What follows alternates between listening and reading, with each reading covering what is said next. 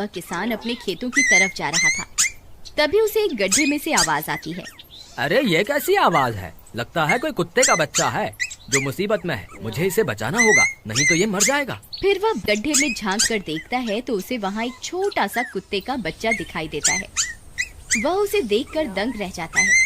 उसका रंग नीला होता है। ये तो कोई कुत्ते का बच्चा लगता है, लेकिन ये तो नीले रंग का है। मैंने तो इससे पहले कभी भी नीले रंग का कुत्ता नहीं देखा। इसे घर ले चलता हूँ। सुमन तो इसे देखकर बहुत खुश हो जाएगी।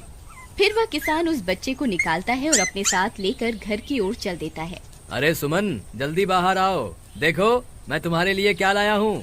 तभी उसकी पत्नी बाहर आती है और कुत्ते के बच्चे को किसान के हाथ में देखकर चौंक जाती है। हाय, कितना प्यारा है!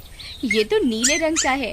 अजी, ये आपको कहाँ से मिला? क्या मैं इसे अपने साथ रख सकती हूँ? मुझे बचपन से एक कुत्ते के बच्चे को पालने का बहुत शौक था। हाँ हाँ, क्यों नहीं, मैं इसे तुम्हारे लिए ही तो लाया हूँ। लेकिन ये आपको मिला कहाँ से?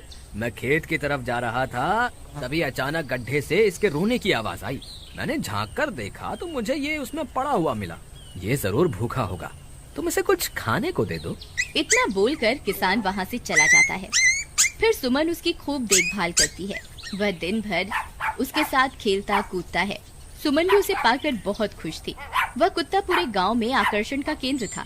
वह जब भी गांव में घूमने निकलता, सारे गांव वालों की नजर उसी पर टिक जाती थी, क्योंकि किसी ने भी नीले रंग का कुत्ता पहले अपनी जिंदगी में कभी भी नहीं देखा था। अरे हरिया, देख तो, ये उसी किसान का पिल्ला है। तूने कभी नीले रंग का कुत्ता देखा है क्या? नहीं भाई, मैंने तो पहली बार ऐसा कुत्ता देखा है। लेकिन ये इस किसान को मिला कहाँ से? इतना अनोखा कुत्ता खरीदने की हैसियत तो इस किसान की है नहीं। अरे भाई, इससे तो ये किसी गड्ढे में पड़ा हुआ मिला था। मुझे तो लगता है जरूर ही ये कोई जादुई कुत्ता है। तुम्हें क्या लगता है बाजार में इसकी क्या कीमत होगी? भाई, ये तो नायाब चीज है, ये तो अनमोल होगा। इसके हमें मुँह मांगे पैसे मिलेंगे। भाई, हर नायाब चीज पर तो सिर्फ हमारा ही अधिकार है। देर किस बात की, आज रात को ही इसे किसान के घर से चुरा लेंगे। रात होने पर किसान और उसकी पत्नी घर में सो रहे होते हैं। तभी लल्लन और हरिया किसान के घर में घुस जाते हैं और नीलू को बहलाने फुसलाने लगते हैं। ले ले बेटा, बिस्कुट खा ले। ले ले ले ले ले ले, आजा आजा। वह झट से उसे बोरे में कैद कर लेते हैं और वहाँ से 9-2-11 हो जाते हैं और भागकर अपने घर आ जाते हैं। हरिया भाई, एक काम तो पूरा हो गया। बस अब इसे शहर जाकर किसी को बेचना बाकी है। शुभ काम में देरी किस बात की? हम कल सुबह होते ही इसे शहर जाकर किसी को बेच आएंगे। अगले दिन सुबह होने पर वे दोनों नीलू को बोरे में डालते हैं और उसे बेचने के लिए निकल पड़ते हैं। रास्ते में उन्हें एक सेठ मिलता है। उसे उस बोरे में से अजीब अजीब सी आवाजें आती हैं। अरे भाई, रुको रुको, इस बोरे में क्या भरकर ले जा रहे हो? भाई, ये एक जादुई कुत्ता है। ऐसा कुत्ता पूरी दुनिया में केवल एक ही है। ऐसा कैसे हो सकता है भाई? जरा मुझे भी तो दिखाओ। वह सेठ नीलू को देखकर चौंक जाता है।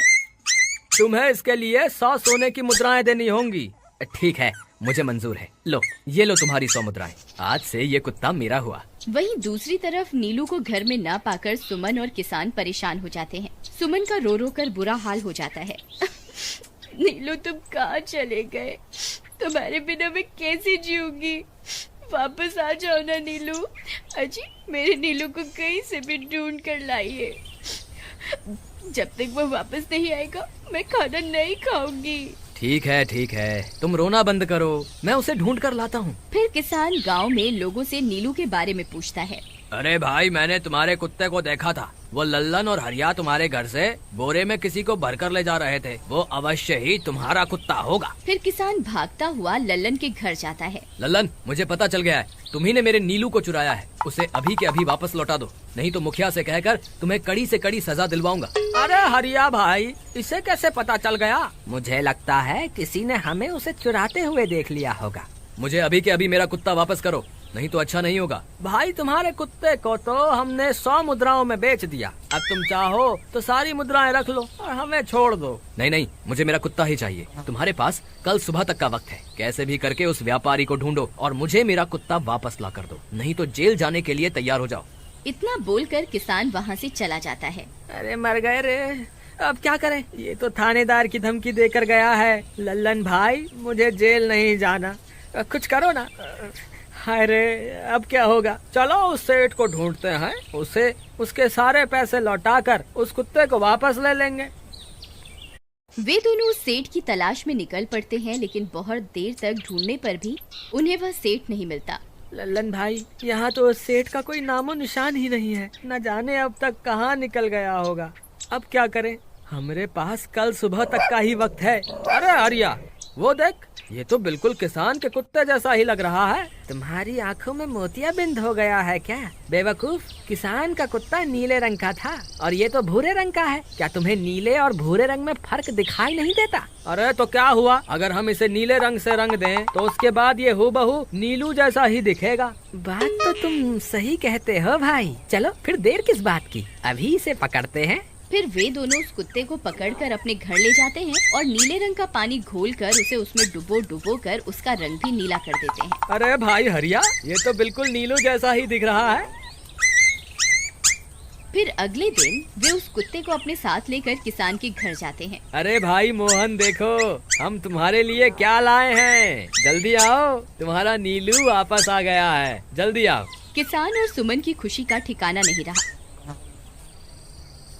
लल्लन और हरिया, तुमने गुनाह तो बहुत बड़ा किया था, लेकिन वक्त रहते तुमने अपनी गलती को सुधार लिया, इसलिए मुझे तुमसे अब कोई शिकायत नहीं है। तुम दोनों जा सकते हो। फिर वे दोनों वहाँ से निकल जाते हैं। नीलू, तुम वापस आ गए। मुझे तुम्हारी कितनी फिक्र हो रही थी। कहाँ चले गए थे तुम? हाँ, आज के बाद मैं तुम्हें कभी अकेला नहीं छोड़ूंगी। मेरा नीलू इतने दिनों बाद घर आया है, इतना गंदा भी हो गया है। चलो अब हम नहाई करेंगे।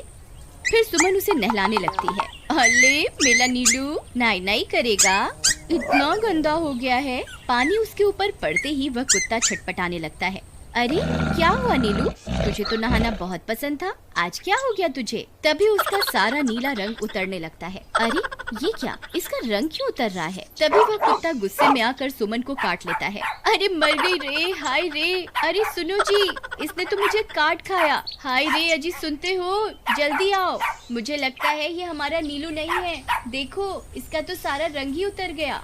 ये तुमने ठीक नहीं किया लल्लन, अब मुझसे बुरा कोई नहीं होगा। फिर किसान गुस्से में लल्लन और हरिया के घर जाता है। ए लल्लन, दरवाजा खोल। ए लल्लन, जल्दी दरवाजा खोल, नहीं तो इसे तोड़ दूंगा। आज तुझे मुझसे कोई नहीं बचा सकता। अरे मर गए रे, ये तो उसी किसान की आवाज है। लगता है इसे हमारी तरकीब के बारे में पता चल गया।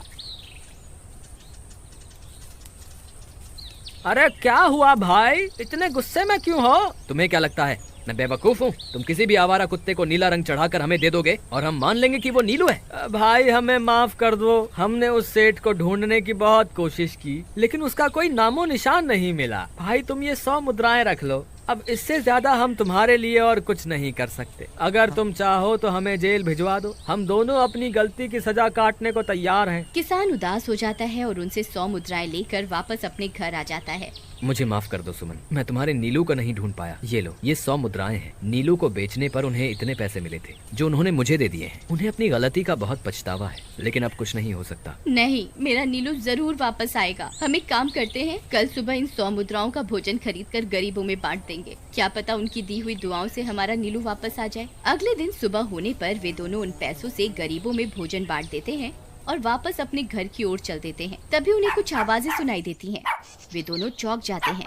अरे ये तो मेरे नीलू की आवाज है। नीलू, नीलू तुम कहाँ हो? तभी सामने से नीलू भागता हुआ उनके पास आता है। नीलू तुम वापस आ गए, तुम कहाँ चले गए थे? मैं तुम्हारे बिना कितनी उदास हो गई थी। किसी ने सच ही कहा है, दुआओं में बहुत शक्ति होती है।